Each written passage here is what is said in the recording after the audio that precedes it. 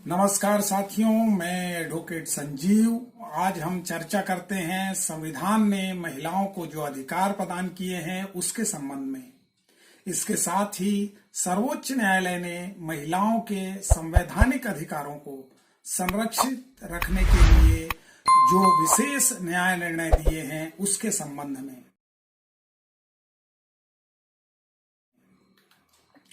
तो संविधान के अनुच्छेद 14 भारत के प्रत्येक नागरिक को, चाहे वह स्त्री हो या पुरुष, समानता का अधिकार प्रदान करता है। इस अनुच्छेद में महिलाओं को विशेष अधिकार सर्वोच्च न्यायालय के विभिन्न न्याय निर्णयों के द्वारा दिए गए हैं। उनके संबंध में चर्चा करते हैं, जिसमें से प्रमुख 3 न्याय निर्णय की चर्चा मैं यहां पर करना चाहूंगा। पहला न्याय निर्णय है एयर इंडिया बनाम नरगिस मिर्जा का। ये AIR 1981, सुप्रीम कोर्ट 1829। इस प्रकरण में यह निर्धारित किया गया कि महिला होने के कारण विमानन परिचारिकाओं को यानी एयर होस्ट्रेस को एयर इंडिया के अन्य पुरुष कर्मचारियों और अधिकारियों के समान वेतन और अन्य सुविधाओं से वंचित नहीं किया जा सकता। जैसे पुरुष अधिकारियों और कर्मचारियों को जो वेतन और सुविधा प्राप्त करने का अधिकार है, वैसे ही महिला विमान परिचारिकाओं को भी अधिकार प्राप्त है। एक और न्याय निर्णय अनुच्छेद 14 के तहत उल्लेखनीय है, जो समान कार्य और समान वेतन के संबंध में है। सुप्रीम कोर्ट ने इस निर्णय के बाद इसे पुनः परिभाषित किया था। रणधीर सिंह बनाम भारत संघ, AIR 1982, SC 879। यद्यपि यह मामला एक पुरुष ड्राइवर का था, किंतु इसमें निर्धारित किया गया कि एक समान श्रम के लिए अलग अलग विभागों में अलग अलग वेतन अनुच्छेद 14 के विपरीत है। यह सिद्धांत स्थापित हुआ कि महिला हो या पुरुष, श्रम का समान पारिश्रमिक पाने के हकदार हैं। आप देख रहे होंगे, इसी के कारण महिला और पुरुष कंधे से कंधा मिलाकर किसी भी शासकीय सेवा में समान वेतन प्राप्त करते हैं। इस अनुच्छेद के संबंध में तीसरा महत्वपूर्ण निर्णय रहा विजय लक्ष्मी बनाम पंजाब राज्य, AIR 2003, SC 3331। इस मामले में यह आया कि पंजाब के विश्वविद्यालय के नियम के तहत महिला विद्यालयों में प्रिंसिपल के पद पर केवल महिलाओं की नियुक्ति का प्रावधान है। इस प्रावधान को अनुच्छेद 14 और अनुच्छेद 16 के विपरीत, अर्थात लिंग के आधार पर विभेद होने के इंटरप्रिटेशन को सुप्रीम कोर्ट ने खारिज कर दिया। यानी यह नहीं माना जा सकता कि ऐसे जो नियम हैं वो अनुच्छेद 14 और अनुच्छेद 16 के विपरीत है। सुप्रीम कोर्ट ने कहा कि प्रावधान संविधान के अनुच्छेद 14 एवं अनुच्छेद 16 का उल्लंघन नहीं करता, बल्कि ऐसा वर्गीकरण सही है और इसका उद्देश्य महिलाओं की सुरक्षा के संबंध में है, जो संविधान प्रदत्त है। महिला विद्यालयों में महिला प्रिंसिपल, महिला थाना में महिला थानेदार नहीं होगा तो और क्या होगा। संविधान के अनुच्छेद 15 भी महिलाओं और बच्चों को विशेष अधिकार प्रदान करती है। इस संबंध में विशेष उपबंध बनाने की शक्ति राज्य को संविधान प्रदान करता है। सुप्रीम कोर्ट ने मध्य प्रदेश राज्य बनाम PD Vijay Kumar AIR 1995 SC 1648 में नौकरी में महिलाओं को प्राथमिकता देने और उनके लिए सीट रिजर्व रखने का निर्णय दिया था। इसके बाद से ही पूरे देश में महिलाओं के लिए विशेष भर्ती अभियान या फिर जो पद निकल रहे हैं उसमें महिलाओं के लिए विशेष आरक्षण निर्धारित किया जाने लगा और महिलाओं को नौकरी में प्राथमिकता देने का प्रयास इस निर्णय के बाद ही आरंभ हुआ। अनुच्छेद 15 के ही उप अनुच्छेद 3 के तहत 1990 में केंद्रीय महिला आयोग का गठन किया गया। उसके बाद धीरे धीरे पूरे राज्य में राज्य महिला आयोग का गठन किया गया। महिला आयोग महिलाओं के अधिकारों को संरक्षित रखने और महिलाओं पर हो रहे उत्पीड़न और अत्याचार को दूर करने के लिए गठित किया गया।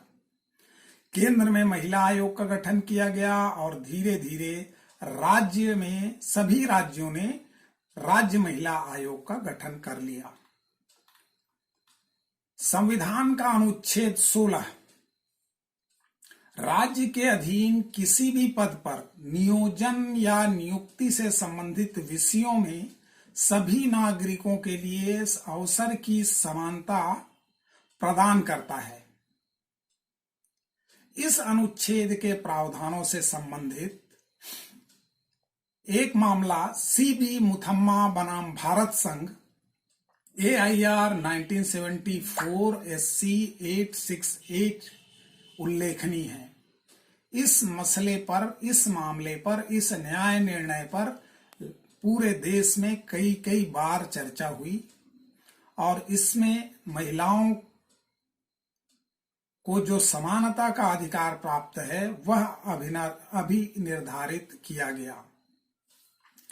इस केस में महिला अधिकारी को विवाह के बाद पदोन्नति में विभिन्न सुविधाओं से वंचित कर दिए जाने के विरोध में याचिकाकर्ता ने याचिका पेश किया था।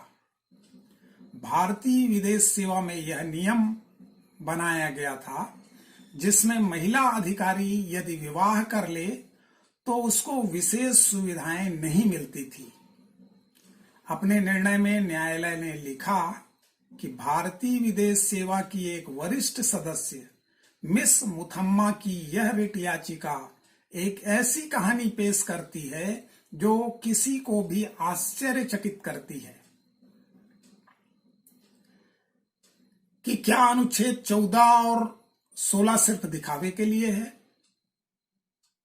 याचिकाकर्ता ने उस नियम को चुनौती दी जिसमें महिलाओं के विरुद्ध जिसमें महिलाओं के विवाह करने पर पदोन्नति और अन्य सुविधाओं से वंचित किया जा रहा था। नियम के अनुसार यदि महिला विवाह कर ले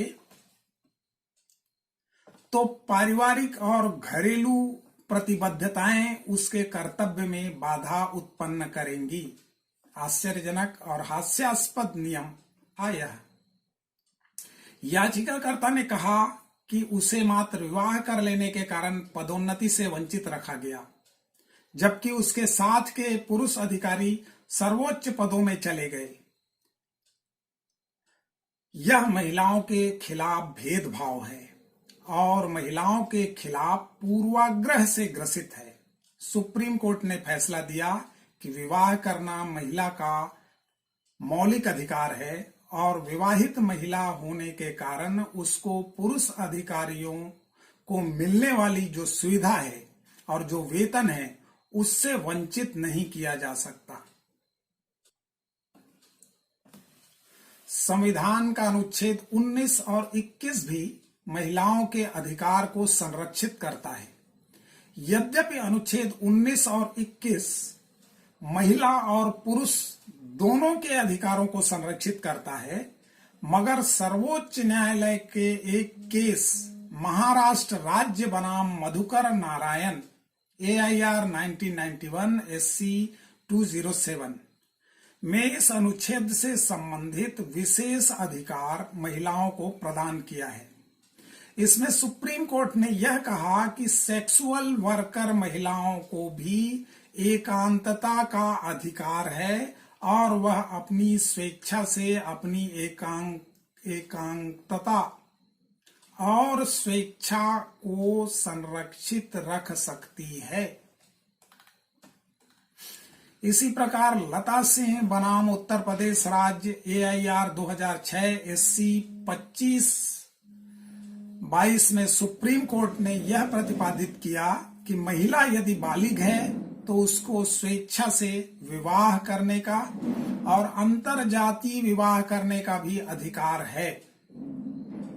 इसी प्रकार संविधान में शोषण, नारी की गरिमा की रक्षा, नारी को पशु के समान क्रय विक्रय पर रोक संबंधी प्रावधान भी दिए गए हैं। अनुच्छेद 39 राज्य के नीति निर्देशक तत्वों के अंतर्गत भी महिलाओं को विशेष अधिकार प्रदान किए गए हैं। अनुच्छेद 42 महिलाओं को प्रसूति अवस्था में सहायता करने का प्रावधान करती है। संविधान के अनुच्छेद 36 जो बाद में संशोधन के उपरांत लाया गया, उसके आधार पर चुनाव में महिलाओं की प्रतिशतता निर्धारित की गई। इस आधार पर महिलाओं को विशेष अधिकार प्रदान किए गए। बातें बहुत लंबी हो गई है, अभी बस इतना ही। तो साथियों, यह थे कुछ महिलाओं को संविधान के द्वारा प्रदत्त विशेषाधिकार। आशा है आप सबको यह इंफॉर्मेशन पसंद आए होंगे, और यदि पसंद आए होंगे तो मेरे चैनल को लाइक करें, सब्सक्राइब करें, और आप किन विषयों पर वीडियो देखना चाहते हैं इस संबंध में मुझे कमेंट्स कर बताएं। धन्यवाद। जय जोहार, जय छत्तीसगढ़।